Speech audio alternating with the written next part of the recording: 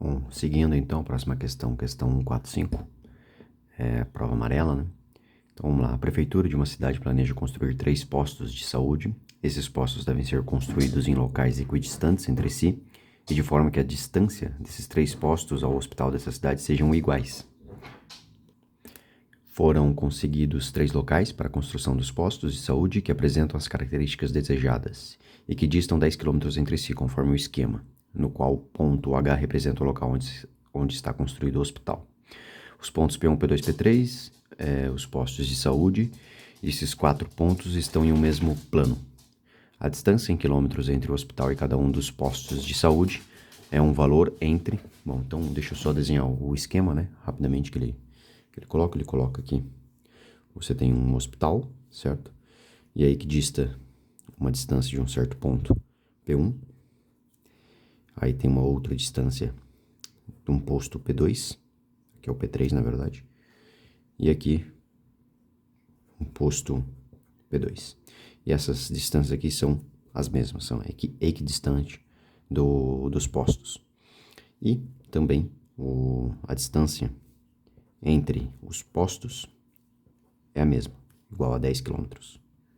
Então, cada posto dista 10 km entre si. Ou seja, isso aqui é um triângulo equilátero, né? Se você perceber. Você forma aí com os pontos P1, P2 e P3 um triângulo equilátero. E ele quer saber a distância, né? Essa distância aqui dos postos ao hospital. Ou seja, o ponto H aqui, né? O hospital, ele é o baricentro aí desse triângulo equilátero. É uma questão simples, né? Porque calcular essa distância é trivial, uma vez que se você identificou esse cara como um triângulo equilátero, e essas medidas aqui, né? Essa distância, esses segmentos entre os pontos P dos postos e o ponto H, que é o hospital, como eles se encontram aqui justamente no baricentro, né? Esse cara é bissetriz desse ângulo, como é um triângulo equilátero, o ângulo é 60 graus, como é bissetriz, os ângulos são 30 graus e são idênticos, né? Além disso, você também poderia ter percebido isso, né? Como você tem essa simetria, né? Que todos esses pontos essas distâncias são equidistantes, né? Então você tem aqui que um arco, tem 3 arcos, né?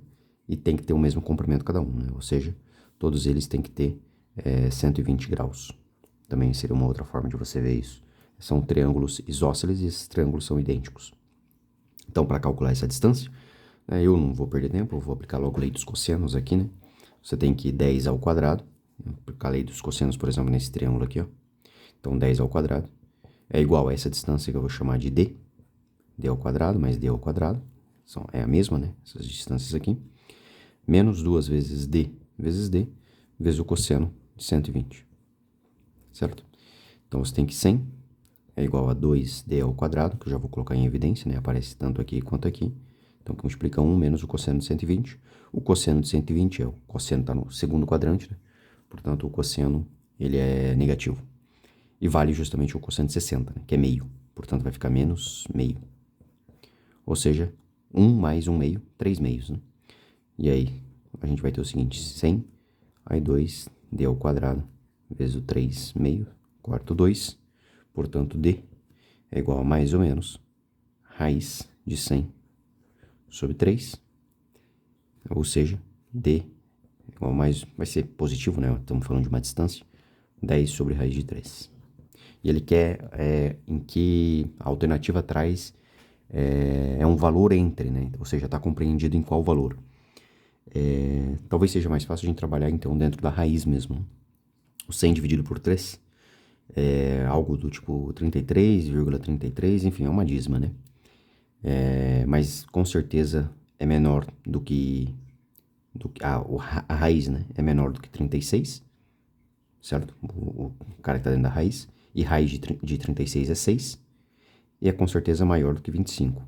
E raiz de 25 é 5. Portanto, o valor, né? O D é um valor entre 5 e 6. Então, a alternativa é a letra C. Okay? Entre 5 e 6. Questão fácil aí de geometria plana. Basta calcular a distância. Questão 146. Vamos lá. Questão 146. Ela fala o seguinte, projetistas de uma fábrica de amortecedores realizaram uma série de experimentos que produziram oscilações semelhantes ao comportamento do gráfico de uma senoide, para qualquer tipo de estrada. Cada experimento teve duração de 20 minutos, sendo os 9 primeiros minutos uma superfície que simula uma rodovia asfaltada e os 11 minutos restantes uma superfície que simula uma estrada de chão. Para os amortecedores serem aprovados no experimento, exige-se que as amplitudes das ondas oscilatórias em cada tipo de superfície seja constante e ainda que a amplitude de oscilação do amortecedor no asfalto seja menor do que a amplitude de oscilação na estrada de chão. E aí ele vai dar os gráficos ali e vai pedir qual é o gráfico que representa aquilo que ele está descrevendo. É uma questão que tá falando sobre amplitude. Basta você reconhecer, então, identificar o que seria amplitude e ver quais dos gráficos mostram aquilo que ele descreveu. Né?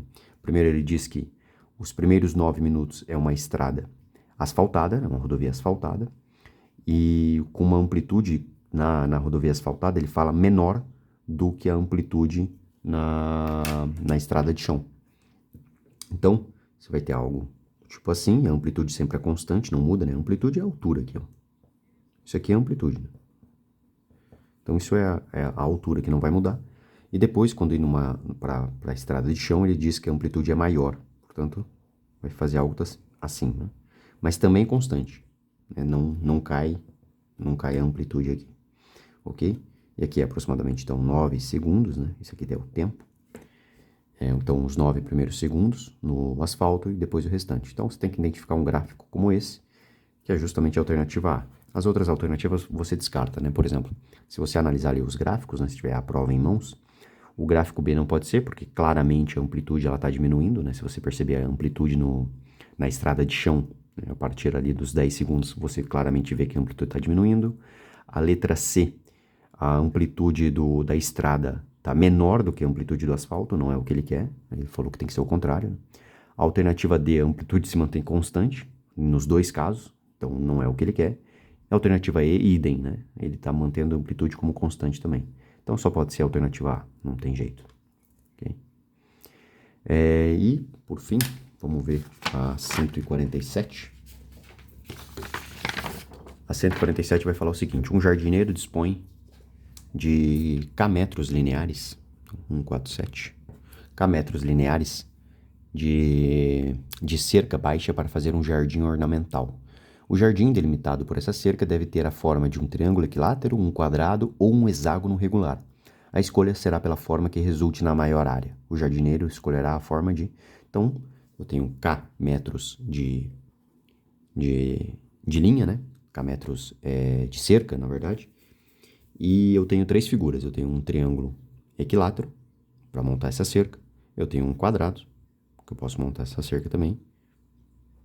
E eu tenho um hexágono, que é algo mais ou menos assim. Um hexágono regular.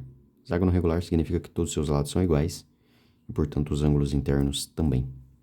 Tá? Claro que o meu desenho aqui tá bem ruinzinho. Mas, enfim. E em cada um deles, o que ele tá me dando é o perímetro, né? Porque se eu tenho K metros de cerca, eu tenho que... Esses K metros aí é o que vai compor o perímetro de cada figura. E como são 3 figuras que têm uma particularidade, né? O triângulo equilátero, todos os lados são iguais. Então, nesse caso, cada lado vai ter K sobre 3. Okay? Um quadrado, cada lado vai ter K sobre 4. E no hexágono, um polígono regular, né? Ele está falando que é um hexágono regular. Portanto, todos os lados são iguais. E tem que ser K sobre 6. Eu só tenho que calcular a área agora, né? A área do triângulo equilátero. Vamos já usar a fórmula que a gente tem do seno, né? Porque a gente já sabe que os ângulos internos são 60 graus. Então, a área do triângulo vai ser lado a lado, que é K ao quadrado sobre 3 ao quadrado, que é 9, vezes o seno do ângulo entre eles, seno de 60, que é raiz de 3 sobre 2, isso ainda é dividido por 2, ou se você preferir, vezes meio. Portanto, a área do triângulo, equilátero nesse caso, é raiz de 3K ao quadrado sobre 4 vezes 9, que são 36, ok? A área do quadrado também, essa é mais simples, né? É simplesmente o lado ao quadrado, ou seja, K ao quadrado sobre 16, né? O lado é K sobre 4, portanto tá aí. E por fim, talvez é essa que o pessoal não lembra, né? Das fórmulas dos polígonos regulares, mas a ideia dos polígonos regulares é que você sempre divide ele em triângulos, né? A área de triângulo você sabe calcular, e no fim você soma as áreas aí de cada triângulo. E no caso particular do hexágono regular, todos os lados são iguais, e os ângulos internos também, e aqui vai acontecer algo particular, né? Todos esses triângulos vão ser triângulos equiláteros, de lado K/6. E por que isso, né? Porque se tratando de um hexágono regular, os ângulos internos vão ser iguais, e esses ângulos aqui também. E claro que cada segmento desse que sai de um vértice e vai até o centro, esses caras aqui têm o mesmo tamanho. Portanto, se você descobrir esse ângulo aqui, né, quanto que vale, e esse ângulo aqui tem que ser iguais entre si, né, esses ângulos internos, portanto, basta você pegar o 360 e dividir por 6, que são 6 triângulos que você tem aqui. O que você vai ter é que todos esses ângulos são ângulos de 60 graus, isso acontece por um hexágono regular, portanto, cada um desses triângulos, como esses lados aqui são iguais, né, esses ângulos aqui também são iguais, e como aqui já é 60, aqui também só pode ser 60, portanto, são todos triângulos equiláteros, ok? Então, basta você pegar a área de um e multiplicar por 6. Então, a área do hexágono vai ser a área, de novo, do triângulo equilátero, só que agora com o lado K/6, e isso vezes 6. Então, vai ser 6 vezes a área de cada triângulo. No caso, de novo, vou pegar K² sobre 6 ao quadrado, que é 36, vezes o seno de 60, que é raiz de 3 sobre 2, isso vezes meio. Portanto, a gente vai ter aqui, vai ficar um 6 vezes 4, 24, né? Então, vai ficar raiz de 3K² sobre 24. Agora é só a gente comparar quem é a maior área. De cara, a gente já vê que o hexágono regular tem uma área maior que a do triângulo, né? Porque aqui a gente tem o mesmo fator, ó, raiz de 3K², aqui raiz de 3K². Só que para o hexágono você está dividindo por 24 e para o triângulo você está dividindo por 36. Evidentemente, como aqui você está dividindo por um número maior, é claro que esse número aqui vai ser menor do que o hexágono. Agora é só a gente comparar com a área do quadrado. Aí se você fizer essa comparação, a área do hexágono sobre a área do quadrado, você vai ter o seguinte, raiz de 3K² sobre 24, dividido por K² sobre 16, portanto, se você preferir, repete a primeira, multiplica pelo inverso da segunda, enfim. Isso aqui é a mesma coisa que raiz de 3 sobre 24 vezes 16. Aqui ainda é possível simplificar, dá para dividir todo mundo por 8, né? Então, isso aqui é 2 raiz de 3 sobre 3. 2/3 é um número menor do que 1, mas raiz de 3 é um número maior do que 1. Raiz de 3 é aproximadamente 1,7, você tem que saber. 2/3 é algo... 2/3, se a gente dividir, né? 2 por 3, vai ser algo em torno de... Vamos fazer aqui a conta. Seria algo mais próximo, seria o 18, né? Então, a gente teria 0,6, e aí 6 é uma dízima, né? Enfim.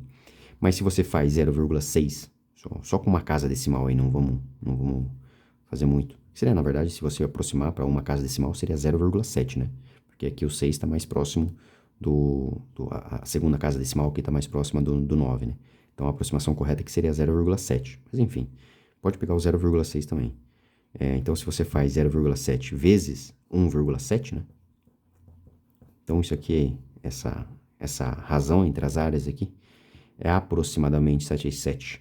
São 49, 7 vezes 1, 7, com 4, 111, isso aqui é 1,19. Se você fizer com 0,6, isso aqui também vai dar maior do que 1, de qualquer forma vai ser maior do que 1, portanto a área do hexágono é maior do que a área do quadrado, portanto ele tem que escolher o hexágono.